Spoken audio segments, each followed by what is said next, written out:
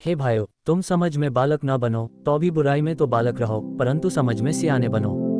व्यवस्था में लिखा है कि प्रभु कहता है, मैं अन्य भाषा बोलने वालों के द्वारा और पराये मुख के द्वारा इन लोगों से बात करूंगा तो भी वे मेरी न सुनेंगे। इसलिए अन्य अन्य भाषाएं विश्वासियों के लिए नहीं परंतु अविश्वासियों के लिए चिन्ह है, और भविष्यवाणी अविश्वासियों के लिए नहीं परंतु विश्वासियों के लिए चिन्ह है। सो यदि कलीसिया एक जगह इकट्ठी हो और सबके सब अन्य अन्य भाषा बोलें और अनपढ़े या अविश्वासी लोग भीतर आ जाएं तो क्या वे तुम्हें पागल न कहेंगे?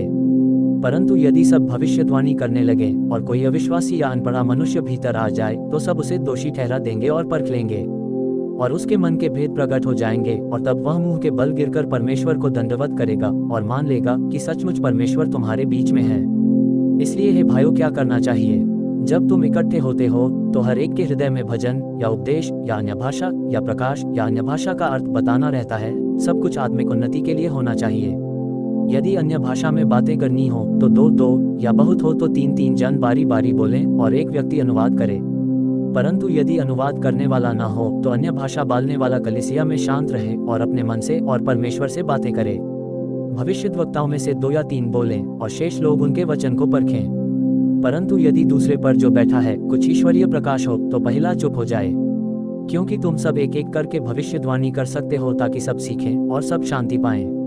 और भविष्यद्वक्ताओं की आत्मा भविष्यद्वक्ताओं के वश में है, क्योंकि परमेश्वर गड़बड़ी का नहीं परंतु शांति का करता है, जैसा पवित्र लोगों की सब कलीसियाओं में है।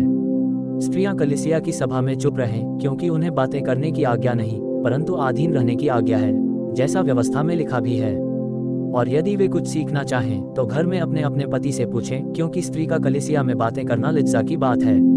क्या परमेश्वर का वचन तुम में से निकला या केवल तुम ही तक पहुंचा है? यदि कोई मनुष्य अपने आप को भविष्यद्वक्ता या आत्मिक जन समझे तो ये जान ले कि जो बातें मैं तुम्हें लिखता हूँ वे प्रभु की आज्ञाएं हैं। परंतु यदि कोई न जाने तो न जाने। सो हे भाइयों, भविष्यवाणी करने की धुन में रहो और अन्य भाषा बोलने से मना न करो, पर सारी बातें सभ्यता और क्रमानुसार की जाएं।